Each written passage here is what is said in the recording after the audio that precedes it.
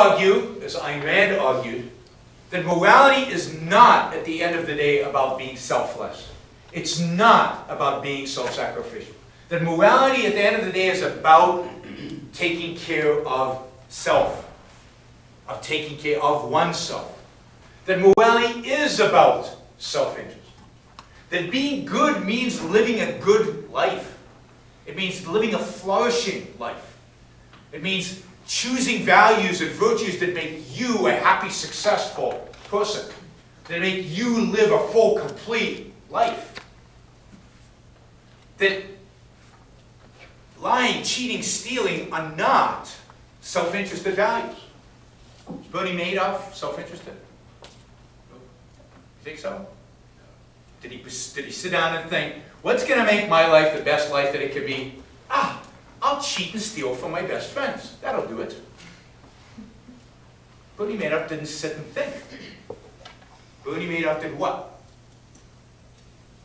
Trying to amass the most money he could possibly amass for himself and his family. From? His friends and family. And how did he do? What thinking process do you think he went through to get to the conclusion that would make him a better person? He didn't think. Bernie Madoff, you talk to these crooks time and time again. They don't think, they emote. He wanted money. He's like a little, 2-year-olds. They don't think. They want that toy. They're going to get that toy. They're going to yell until they get it. Bernie Madoff didn't yell. He just stole it. But he acted like a 3-year-old, a 2-year-old. That's all he did. He emoted. Was he happy? Not now. Did he achieve? No, not even now, before he was caught. If you ask him now, he says he's happier in jail than he was before he was caught. Probably because his nightmare is at least over. Yeah. That's all. He was going to be caught. He knew whether it was by his family, by his friends, by somebody, he couldn't get away with it, and he couldn't get away with it in his own mind. He knew he was a rotten human being. You can't escape yourself. Lying, cheating, stealing are not self-interested. It's not about money.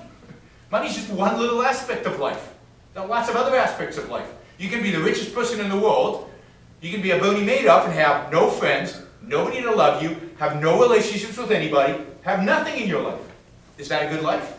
No. No, so he's not self-interested. There's a word for what he is. Self-destructive. He was destroying himself. He was a whim worshiper. He was driven by his emotions. But to call him self-interested, Steve Jobs is self-interested. Steve Jobs is a guy, I think, who did wake up every morning and say, how do I make my life the most fun it could be? How do I make the best life that I can be? And by creating beautiful, amazing products. By managing the best company in the world. But can that kind of attitude and Bernie Madoff be in the same category? No. Steve Jobs is self-interested. Bernie Madoff is not. He's not. And we need to purify that term. Steve Jobs is not going to build elevators that fall down. I mean, he cares about the exact curve of the iPhone. You think he's going to do something that will actually hurt his customers? That's the mentality we want. That's virtue. That's morality. Somebody who cares about his work to the extent that he does. Somebody who's truly self-interested. Capitalism is a system that makes Steve Jobs as possible. It's a system that rewards them, and it says that they're the good guys. Bill Gates is a good guy for making the money. We all benefit from it. He benefited from it. He took care of himself. He lived a good life. And we all are better off for it. That's what makes it good.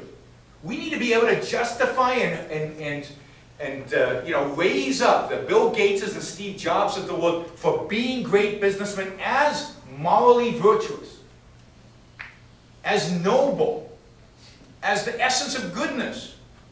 And then if they want to give their money away through charity, fine. But that's not the essence of what's good.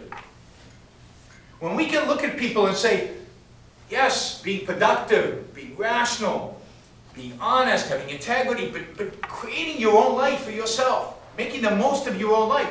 If we can look at people and say, that's what morality really is about, that's what nobility and virtue are really about, then capitalism is easy. Capitalism is just a political system that leaves them alone to do it.